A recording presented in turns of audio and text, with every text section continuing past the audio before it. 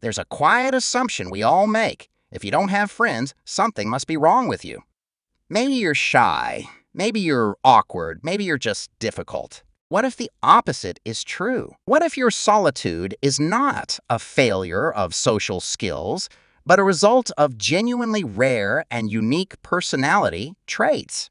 This isn't about introversion. This is about 4 specific, deep-seated psychological tendencies that make true, deep friendship almost impossible to find.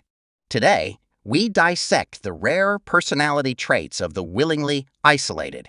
The vast majority of people sacrifice small parts of themselves to fit in. They adapt, they smooth over rough edges, and they tolerate superficiality to maintain a wide social network. People who remain voluntarily isolated often share a common refusal to engage in this kind of social adaptation. Their lack of friends is less about avoiding people and more about protecting their internal standards. Let's look at the 4 psychological traits that define this rare group. The first rare trait is a high tolerance for cognitive dissonance. Cognitive dissonance is the uncomfortable mental stress that occurs when a person holds conflicting beliefs. Most people avoid this at all costs. For instance, they'll avoid arguing with a friend whose political view they hate just to keep the peace. The isolated individual, however, often possesses an unusually high tolerance for conflict and internal inconsistency. They value intellectual honesty and objective truth over social harmony. If you hold a belief they find illogical, they can easily tolerate the dissonance of disagreeing with you or even ignoring you because the internal cost of compromising their truth is far greater than the cost of losing a potential connection. This makes them appear rigid, but they see it as intellectual integrity. The second trait is a low need for external validation. Friendship is often a system of mutual validation. I see you, you see me, therefore we exist and are correct. The isolated person often generates their sense of worth almost entirely internally. Their sense of identity is not reliant on how many followers they have, how often they're invited out, or how much their opinions are agreed upon.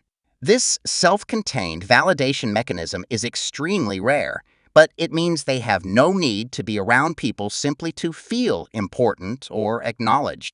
They are immune to the subtle social pressures that bind other people together. They seek connection only when it offers true depth, not when it serves as a mirror for their ego. The third trait is the all-or-nothing emotional gateway. While many people operate in a social spectrum maintaining light friends, good acquaintances, and a few close contacts, the isolated person often has a binary approach. They view potential connection as a high-stakes emotional investment. It's either a connection of absolute, unflinching depth and shared values, or it's nothing at all.